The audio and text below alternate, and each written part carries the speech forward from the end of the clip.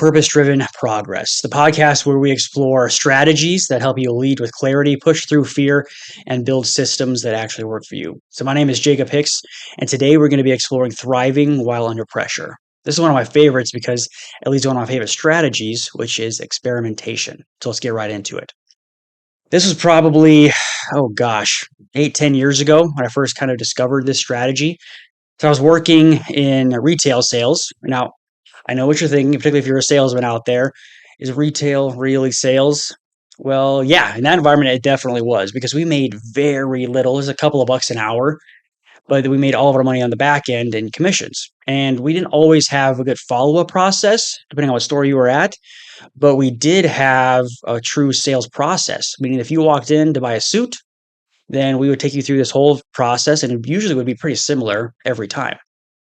Now, when I first stepped into management, as you might expect, I made some errors, made some mistakes, made some struggles, right? It's not just me, right? Now, one of the major responsibilities, besides selling and just taking care of the store, was the tailor shop.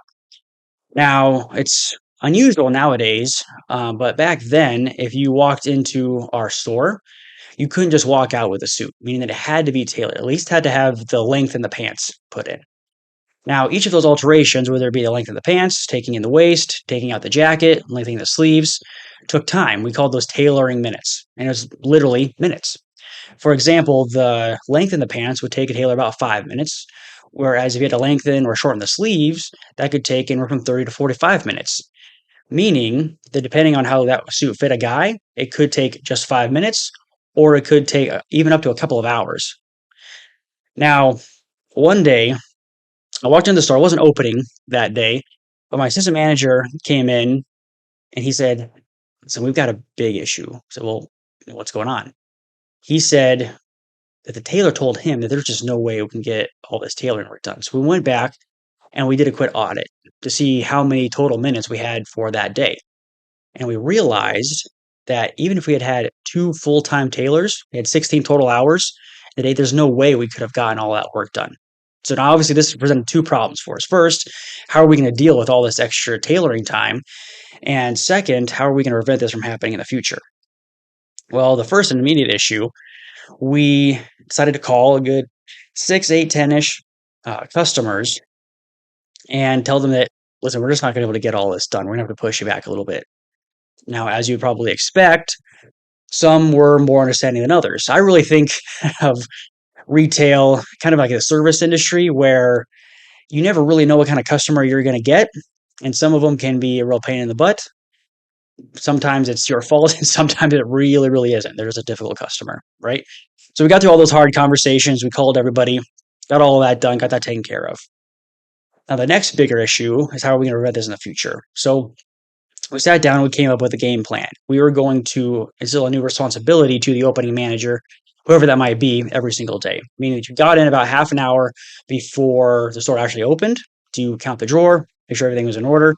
And you're also going to audit the tailoring minutes for that day. That way, we would know if we had a rush order come in, do we actually have the time to get this done or not?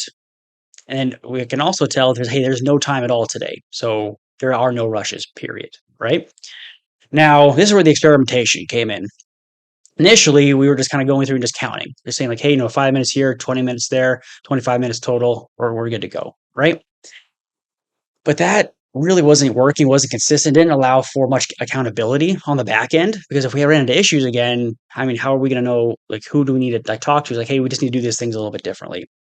So I came up with a game plan where I created essentially an Excel spreadsheet that we've printed off for every single day moving forward. And you would go through and you count up all the minutes for that day. You would check it off. You would write down the total number of minutes, and then we'd be good to go. That way we would actually know who did what when.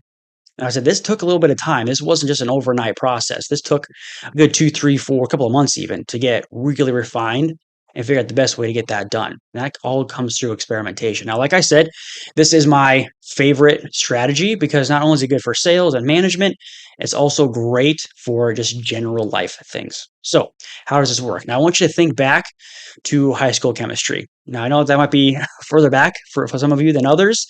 And maybe some of you are like, well, I don't really want to talk about chemistry too much. Don't worry. We're not going to be talking about any chemicals or anything, just a little bit of a process. All right. So think back. Now, the initial way that a experiment works is you have a goal in mind, whatever it is, right? Let's say you're a salesperson and you want to figure out how to close more deals. Now you realize that maybe your biggest area of opportunity, that's not closing.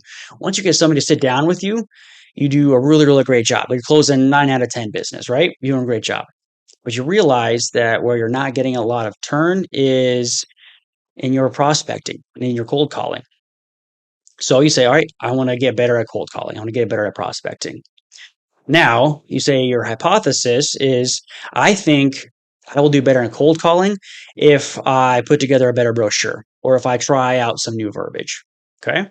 Then you go into experimentation mode. Now, the really, really great thing about experimentation is that you cannot fail. Your hypothesis might not be right, but that doesn't mean that the experiment failed. That just means that you need to try a new experiment. So let's say that you try some new verbiage in your cold calling and it's starting to go well, but you want to make sure that you're doing it enough, meaning that you don't go in and just try it the one time. You got to go in and try it 10, 15, 20 times and see what kind of response you get, accumulate that data. Then you can go back, create a new hypothesis, say, hey, I think that was working okay.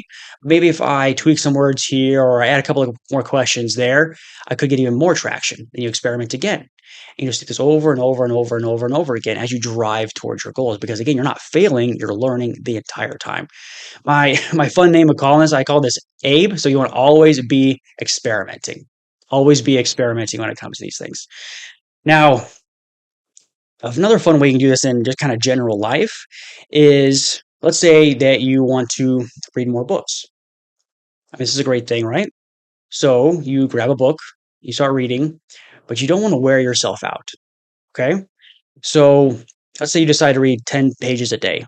You realize, oh man, this is getting too much. So maybe you try a different experiment. Maybe you knock that down to 8 pages, or maybe you try a different time of day. Maybe you read first thing in the morning, or right after work, or during your lunch hour.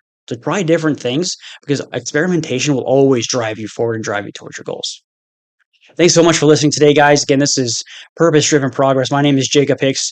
If you want to learn more about me, please check out the show notes and make sure to subscribe and to share this with any managers or salespeople in your life. I'll see you next time.